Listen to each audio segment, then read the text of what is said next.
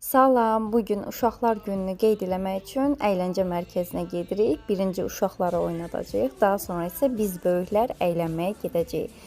Deməli, belə bir əyləncə mərkəzinə gəldik. Çox maraqlıdır, yəni uşaqlar üçün məncə çox uyğundur.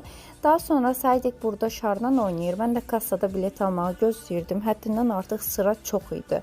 Bəli, burada Said oynayır, amma heç birini işlətmədi. Getdim biletləri qaytardım, hamısı əlimdə qaldı. Burada xalam qızı biraz narahatdır, kameralara öyrəşmədiyi üçün. Daha sonra dedik ki, bir dənə basketbol oynayaq və videonu çəkə bilmədim. Bəli, burada şou göstərir və uşaqlar burada oynayır. Saidiki də toplara qoydum. Daha sonra çıxdıq və gəldik maşınlara. Said burada maşınlarla oynamağı çox sevir. Və biraz qabağa gedəndə belə bir oyuncaq kukla var idi. Deyəsən mağaza təşkil eləmişdi, sırf uşaqlar gününə özəl. Çox acı idi, hətta qaşqabağımızdan da bəllidir burada.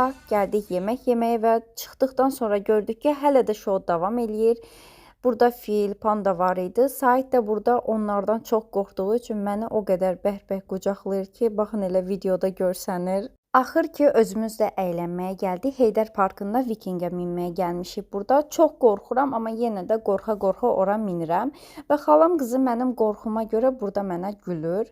Çox sağ olsun. Adama deyərlər, niyə qorxursan, minirsən.